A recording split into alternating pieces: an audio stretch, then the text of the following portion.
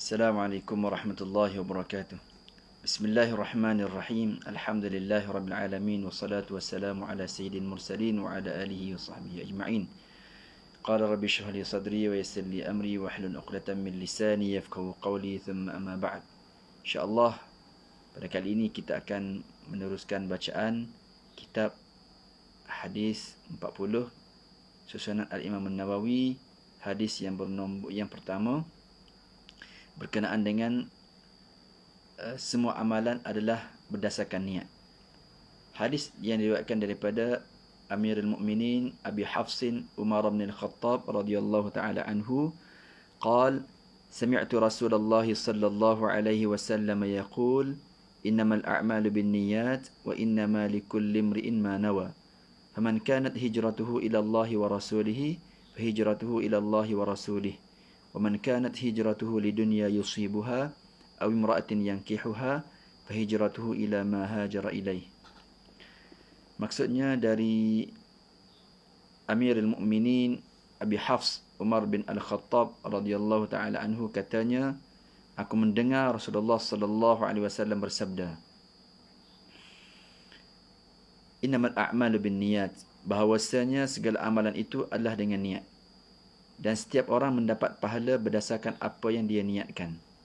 Sesiapa yang berhijrah kerana Allah dan Rasulnya, maka hijrahnya itu adalah bagi Allah dan Rasulnya. Barang siapa yang berhijrah kerana dunia yang ingin diperolehinya, atau kerana perempuan yang ingin dikahwininya, maka hijrahnya itu adalah kepada apa yang dia niatkan.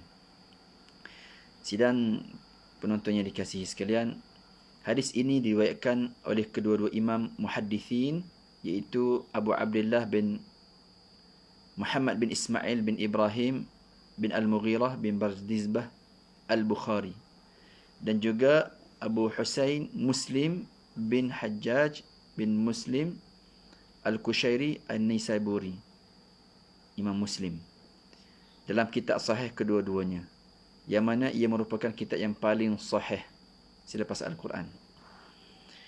Al-Imam Al-Bukhari meriwayatkan hadis ini di awal kitab sahihnya dan di dalam kitab Al-Iman, dalam bab hadis-hadis yang menerangkan bahawa semua amalan adalah dengan niat yang baik, dan bagi setiap orang dia mendapat pahala mengikut niatnya.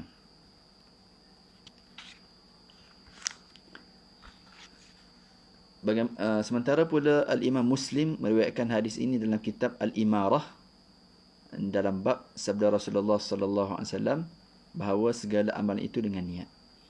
Mengapakah penting hadis ini diletakkan di nombor yang pertama? Sebenarnya hadis ini adalah di antara hadis yang penting yang menjadi paksi kepada putaran Islam, roda Islam. Ia adalah asas kepada Islam. Kebanyakan hukum-hakam Islam berdasarkan kepada hadis ini. Ini jelas dapat dilihat daripada kata para ulama. Antaranya Al-Imam Abu Daud berkata, sesungguhnya hadis ini iaitu hadis amalan, bahawa segala amalan itu adalah dengan niat, adalah separuh daripada Islam. Kerana ad-din itu dua perkara. Sama ada ia adalah perkara zahir, iaitu amalan, ataupun perkara batin, iaitu niat. Manakala Al-Imam Ahmad dan Al-Imam Syafi'i pula berkata, di dalam hadis ini, hadis Innamal a'malu binniyat, mengandungi 1/3 ilmu. Sebabnya ialah kerana apabila seorang itu berusaha,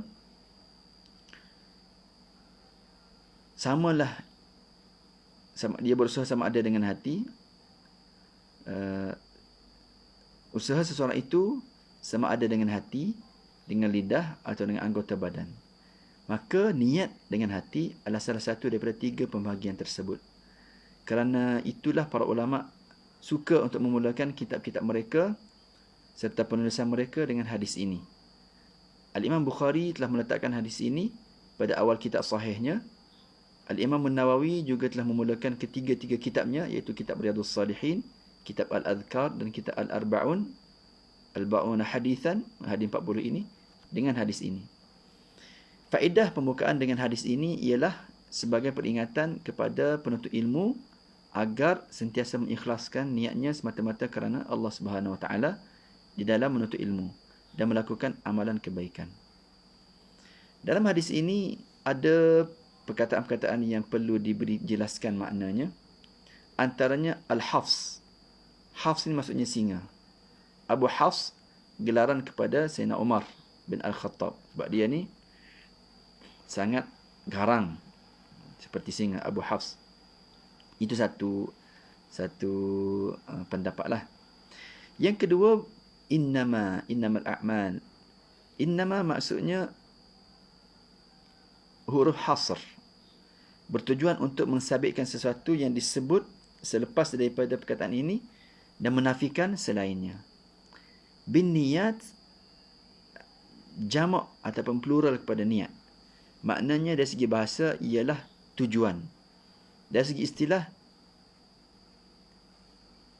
tujuan yang disertai dengan perbuatan.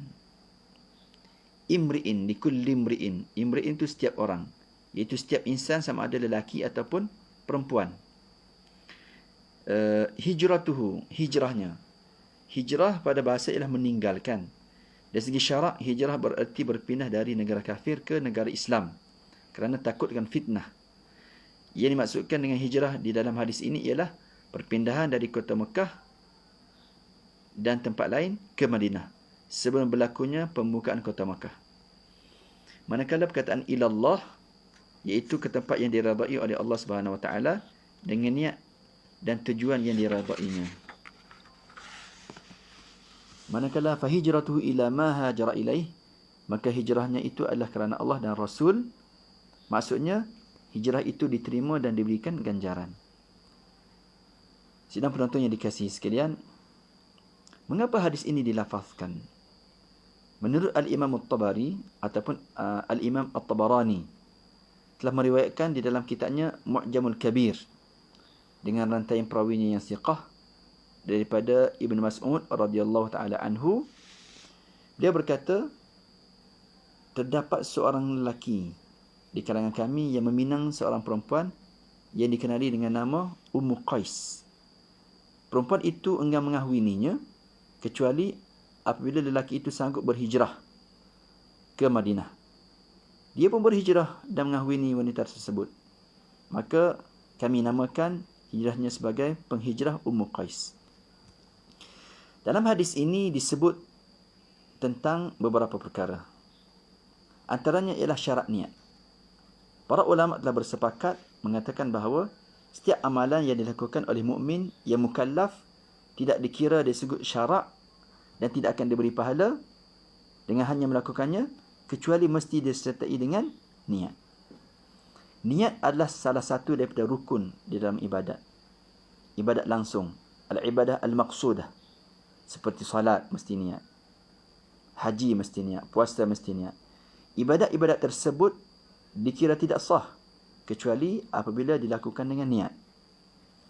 Manakala ibadat tidak langsung, tidak direct, iaitu yang hanya menjadi wasilah seperti berwudu, mandi, itu juga ibadat tapi tidak langsung.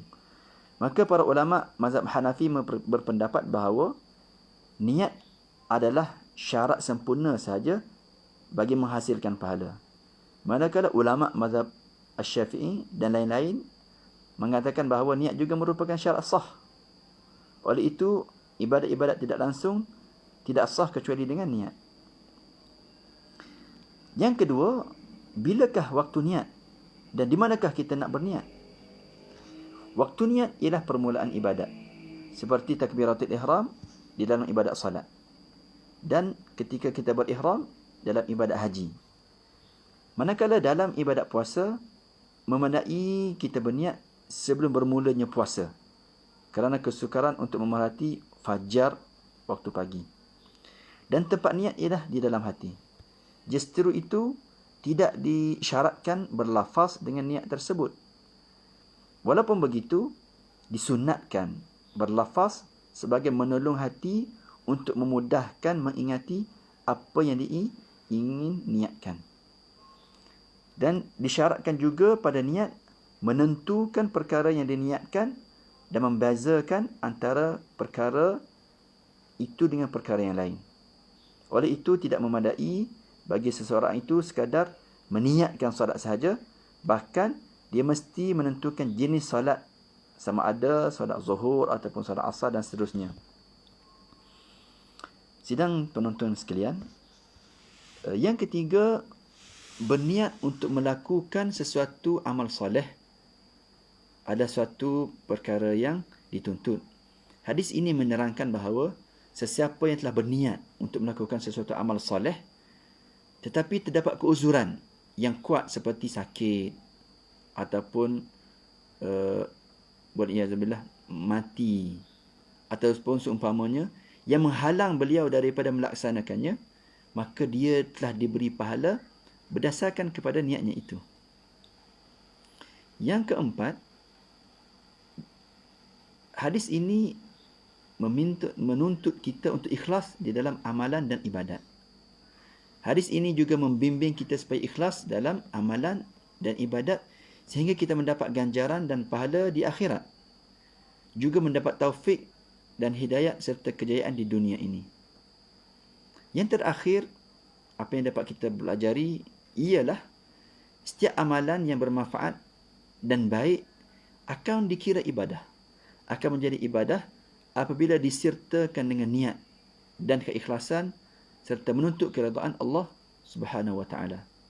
Jadi muslimin dan muslimat yang dikasihi sekalian, mudah-mudahan perkongsian kita pada kali ini memberikan kita kefahaman bahawa beza di antara ibadat dengan adat. Ibadat disertakan dengan niat dapat pahala, adat tidak ada niat. Jadi banyak perkara yang kita lakukan itu kalau tidak diniatkan ia hanya sekadar menjadi adat saja. Makan, minum, berjalan. Kalau tidak ada niat, dia sekadar adat saja. Wallahu a'lam. Semoga ia bermanfaat. Aqulu qawli hadza wa astaghfirullah azim li wa lakum. Assalamualaikum warahmatullahi wabarakatuh.